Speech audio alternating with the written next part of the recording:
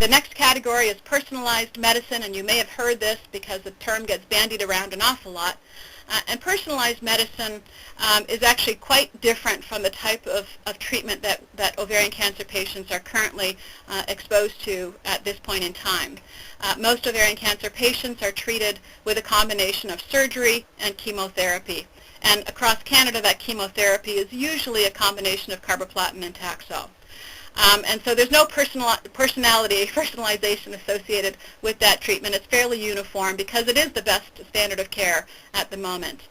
The move towards personalized medicine comes largely from our understanding that, first of all, ovarian cancer has multiple subtypes. So I referred earlier to serous, endometrioid, mucinous, and clear cell carcinomas. And we know that those subtypes have very, very distinct molecular basis for their development. And so the question is, what is the Achilles heel? What are the pathways inside that cancer that is causing it to develop so quickly, so aggressively?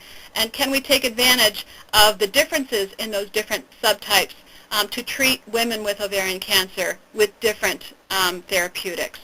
And so by understanding more and more and more about the specifics of the subtype of ovarian cancer, we hope to move towards a time where ovarian cancer will not be treated the same in all women with the disease, but that the type of cancer that they have, the subtype of cancer that they have, would allow us to develop therapies and to treat these women with therapies that are more likely to be effective for that specific subtype of ovarian cancer. So we're not there yet, but I'll give some examples a little later on to show that we are on the way. Recognition that the tumor microenvironment is critical for how they respond to various treatments. I showed you earlier the slide on epithelial ovarian cancer cells in a dish, and that's great because those epithelial cancer cells are present, but they are isolated from the other elements of a tumor, including the stroma, including the microvasculature, including even the immune system. Tumor cells are becoming very effective at excluding the immune system cells that would normally get rid of cells that we don't want. Cells that have become infected with a virus, for example, or cells that have been damaged in some way. Our immune system is pretty good at coming in and mopping up and causing the death of any cells that are not healthy. Now, tumor cells should be recognized as cells that are not normal and should be excluded as well. But tumors, it turns out, are very smart and very effective at excluding the immune system cells that are contributing, that would normally contribute to those cell deaths.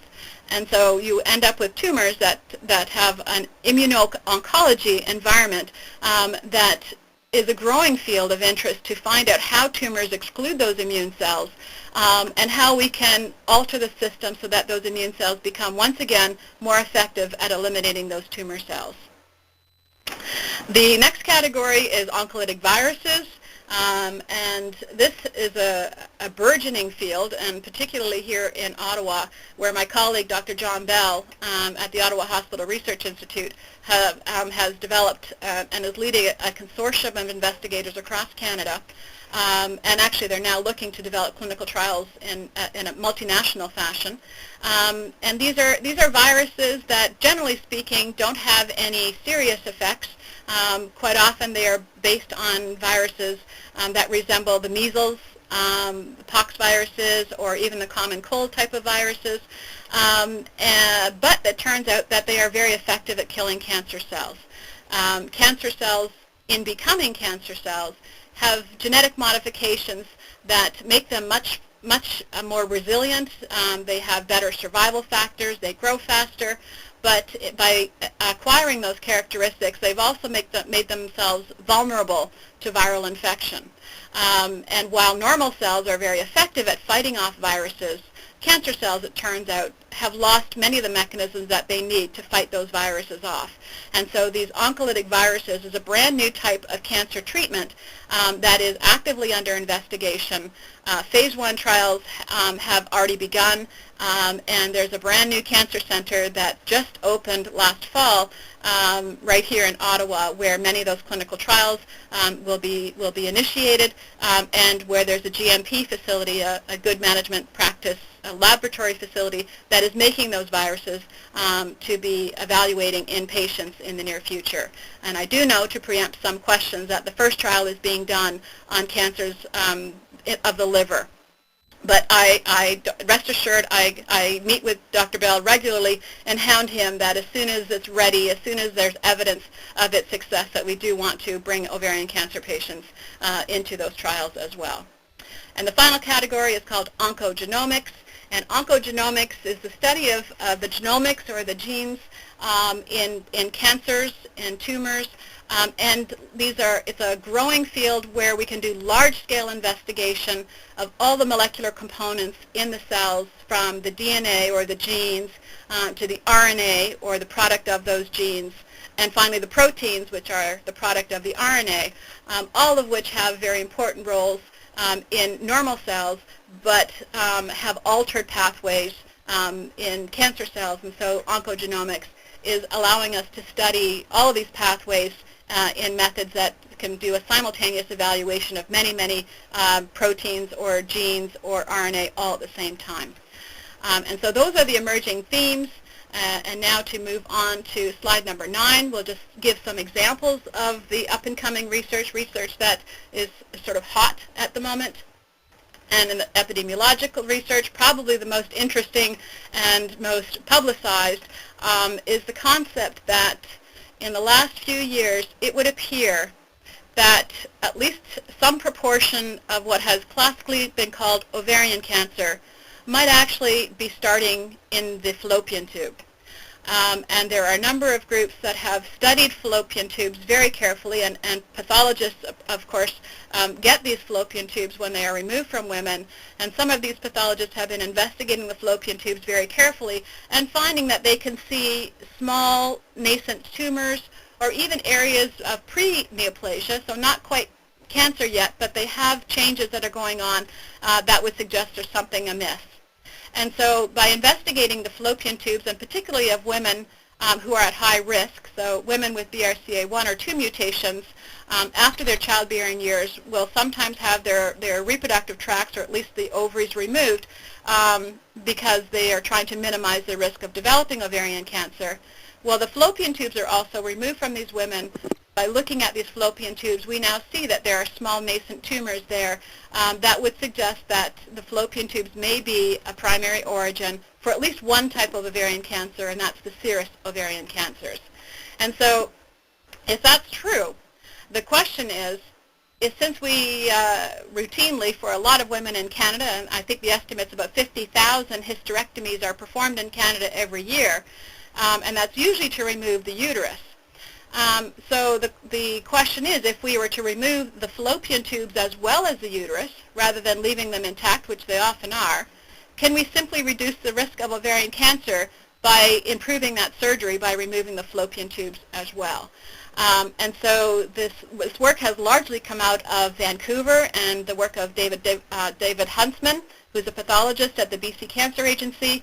And so you will have, I think, probably heard a lot of publicity in the last few months by a colleague of his, Sarah Finlayson, who has been advocating to the gynecologic oncologist and to gynecologists in general that if they are planning to remove the uterus from a woman, that they might be well advised to remove the fallopian tubes as well in an attempt to reduce the incidence of ovarian cancer. And so the question is, will this work? And if so, we're actually at a time in history where the number of hysterectomies being done is actually decreasing compared to what it was maybe even 10 years ago. And so there's a lot of questions to be answered, a lot of promise that this could be effective, but it is a pretty dramatic means of reducing ovarian cancer for women who would not normally be undergoing a hysterectomy. So lots of questions there, and we are working very hard to try to find ways and funds to follow these studies where women are having their uterus and fallopian tubes removed to see whether that will indeed reduce the risk of ovarian cancer in those women. The other types of epidemiologic research are those that are dealing with the modifiable factors or the lifestyle factors that might be risk factors for ovarian cancer. And I just highlight here one study that is being done by Anita Kushik. Dr. Kushik joined the University of Montreal in 2006. She had previously done her postdoctoral training at the Department of Nutrition at the Harvard School of Public Health, who's very famous for that type of research. And she's recently been funded for a large project to examine lifestyle factors, those that are modifiable, and ovarian cancer risk. And so she is interviewing a group of Montreal women, some with ovarian cancer and some without, about the lifestyle choices that they have made that may influence cancer development. She has a particular focus on vitamin D because there is growing evidence that vitamin D is a possible inhibitor of cancer. But she's also investigating other compounds, and particularly those that regulate inflammation, aspirin and talcum powder, aspirin being having the ability to reduce inflammation, and talcum powder actually increasing the risk of inflammation. And the reason she's focusing on inflammation is because if we go back to the fallopian tube study for a moment, if one looks at the evidence that is there about what is causing or what might be a risk factor for ovarian cancer, if indeed it's coming from the fallopian tube, it seems to me that that inflammation or inflammatory disease actually is a key culprit or potentially key culprit. And there was a really good review article recently published by a number of gynecologists in Canada. It was published in the International Journal of Gynecological Cancers. And they put their heads together and try to explain ovarian cancer from the perspective of what happens if many of them are indeed coming from the fallopian tube. And the bottom line is that inflammation seems to be able to explain the origin of ovarian cancer if it is indeed coming from the fallopian tube. So, for example, pelvic inflammatory disease actually is a risk factor for ovarian cancer. For example, tubal ligation, which essentially blocks the transport of material along the fallopian tube, decreases the risk of ovarian cancer. And in this diagram you see before you, there is the uterus is the main body of the diagram with the fallopian tubes extending out, and then the white structures are the ovaries.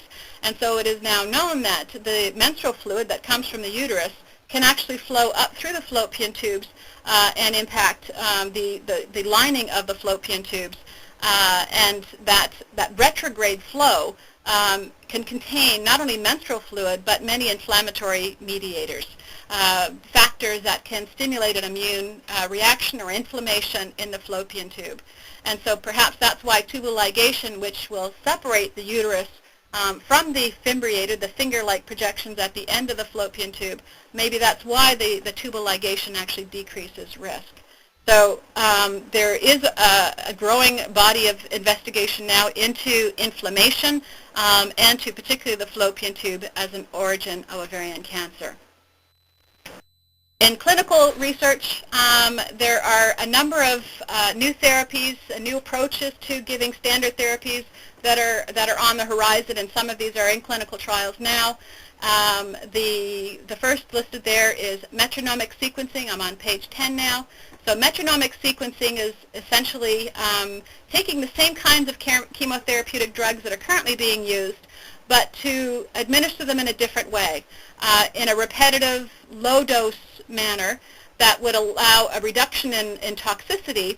And the intent is not then to have the chemotherapy target the cancer cells per se, but to target the cancer environment. The stromal cells, the vessels, the blood vessel cells, so taking away its support so that the cancer cells will still die, but they'll just do it by being starved of the nutrients that they would normally need to survive. And so the advantage of metronomic sequencing of chemotherapeutic drugs is that these drugs can now be given for longer periods of time or perhaps more frequently. And there is some indication in a couple of small studies for ovarian cancer that there is some modest level of success.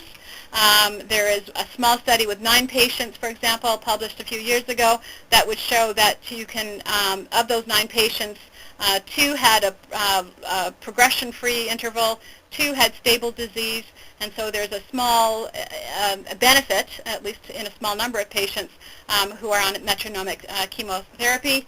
And so this is now moving into larger trials to see whether this metronomic sequencing of chemotherapy might be more effective than the current methods of delivering chemotherapy.